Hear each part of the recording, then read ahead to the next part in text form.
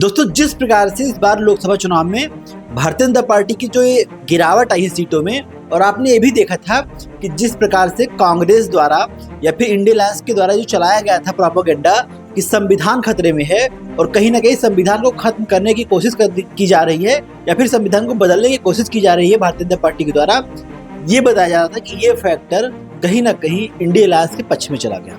मतलब भारतीय जनता पार्टी की सीट में गिरावट आने का कारण ये बहुत बड़ा रहा है।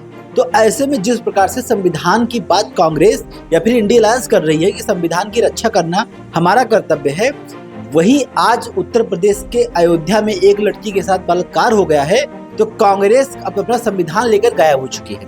गायब क्यों हो चुकी है? क्योंकि जिस प्रकार से इस घटना के बाद किसी नेता की जुबान नहीं खुली है, किसी नेता ने नहीं कहा है या फिर स्टैंड नहीं लिया उस लड़की के पक्ष में सीधा सीधा।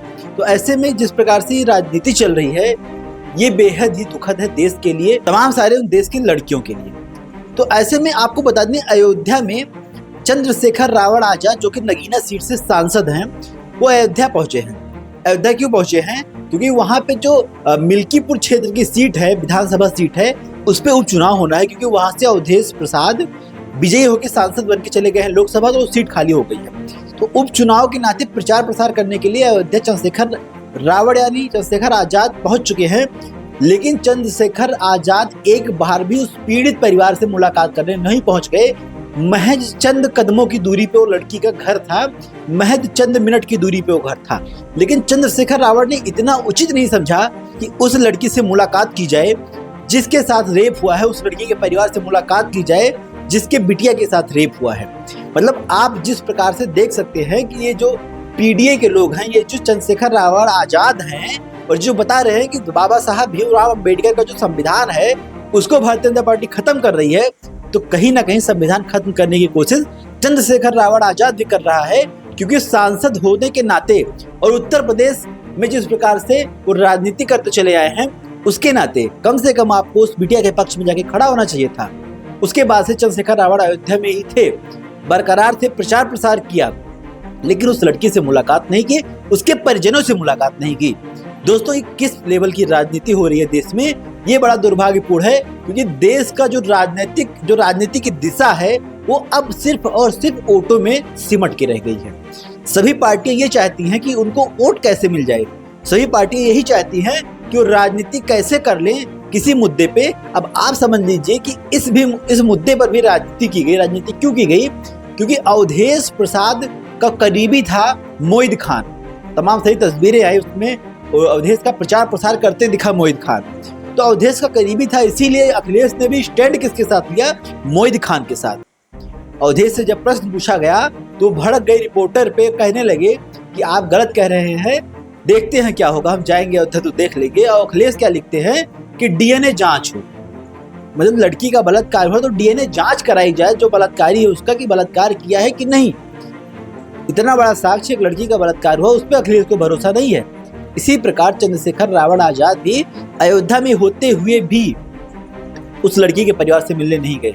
तो जो राजनीति का जो जिस दिशा में राजनीति देश की चल रही है वो कहाँ देश को ले जाएगी, बहुत ही दुखद भी है। और जिस प्रकार से चंद्रशेखर रावण आजाद चिल्लाते घूमते हैं कि बाबा साहब भीमराव अंबेडकर की संविधान की, तमाम सारे दलित पीड़ित वंचित गरीबों के हितों की रक्षा करने के लिए हम मैदान में हैं और राजनीति कर रहे हैं, और पूरे यूपी में अपनी जो बाहें पसार रहे हैं चंद्रशेखर रावण और कोशिश कर रहे हैं कि उत्तर प्रदेश पे कब्जा किया जाए। तो उत्तर प्रदेश पे कब्जा करना चंद्रशेखर रावण इतना आसान तो नहीं है। क्योंकि आप जैसे नेता राजनीति करना नहीं जानते, आप जैसे नेता जनता की भलाई करना नहीं जानते, आप जैसे नेता ये नहीं जानते कि एक बिटिया का बलात्कार हुआ है, उसके घर पे जाके उसका हाल चाल लिया जाए, उसके परिवार के साथ खड़ा हुआ जाए और तमाम सारे आरोपियों के खिलाफ खड़ा हुआ जाए और सरकार से मांग की जाए कि उसको सख्त से सख्त सजा दी जाए।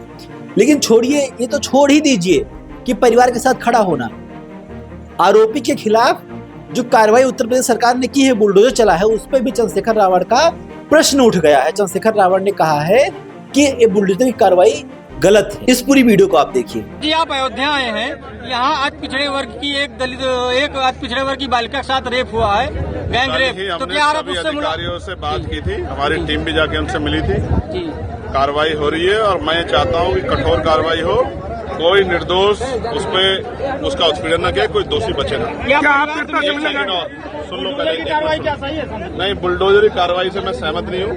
बुलडोजरी कार्रवाई इसलिए सहमत नहीं हूँ, अपराध एक करे, आदमी करे और उसके पूरे परिवार को सजा मिले, ये नहीं होना चाहिए। और फिर मैं कह रहा हूँ, न्यायपालिका पे हमें भरोसा रखना चाहिए। हमारी पीड़ित परिवार से वार्ता हुई है। मेरा ये मत है कि ऐसा ना हो राजनीतिक कारणों से निर्दोष लोगों की कार्रवाई हो। मैं चाहता हूं कोई भी दोषी, एक भी दोषी बचे ना, लेकिन निर्दोष उसको राजनीतिक कारणों से उसको सताया ना जाए, ये भी मैं चाहता हूं। सांसद जी, आप जैसे अपने नेता है, सांसद जी किसी पार्टी का नेता हो, चाहे भाजपा का हो, किसी पार्टी। चंद्रशेखर रावण आजाद किस प्रकार से समझा रहे हैं कि हमारी टीम लगी हुई है, हमारी टीम गई है। मतलब चंद्रशेखर रावण आके आजाद के पांव फूल जाएंगे अगर वो वहां तक चले जाएंगे। महज चंद कदमों की दूरी पे उसका घर है, बीकापुर में घर है। मिल्कीपुर क्षेत्र में ये प्रचार प्रसार कर रहे थे। 10-20 किलोमीटर की वो दूरी थी, लेकिन दोस्तों उतना ही नहीं कर पाए। नगीना से चले गए वो अयोध्या, लेकिन अयोध्या से बीकापुर जो 10-5 किलोमीटर की दूरी तय करना उनको उचित नहीं लगा। क्यों? क्योंकि उनको लगा कि अगर वो वहां चले जाएंगे उनके अवधेश चाचा नाराज हो जाएंगे, उनके अखिलेश चाचा नाराज हो जाएंगे, क्योंकि जो आरोपी है वो अवधेश और अखिलेश का करीबी है। लेकिन जिस दिशा में राजनीति हो रही है दोस्तों, ये हमारे देश के लिए बहुत दुर्भाग्यपूर्ण है, क्योंकि बलात्कार आज बिटिया का हुआ है। बलात्कार बिटिया का ही नहीं, बलात्कार पूरे उस समाज के लोगों का हुआ है जो आज इसकी उपेक्षा कर रहे हैं, जो आज इसको इग्नोर कर रहे हैं, जो आज इस बिटिया के साथ खड़े नहीं हो रहे हैं। मोहित खान जैसे आरोपियों का जो पक्ष ले रहे हैं, या फिर मोहित खान जैसे आरोपियों के साथ जो चाय पी रहे हैं बैठ के। तो इस प्रकार की राजनीति देश में चल रही है। फिलहाल इस पूरी खबर पे आपका क्या कहना है, हमें कमेंट करके जरूर बताइएगा। धन्यवाद।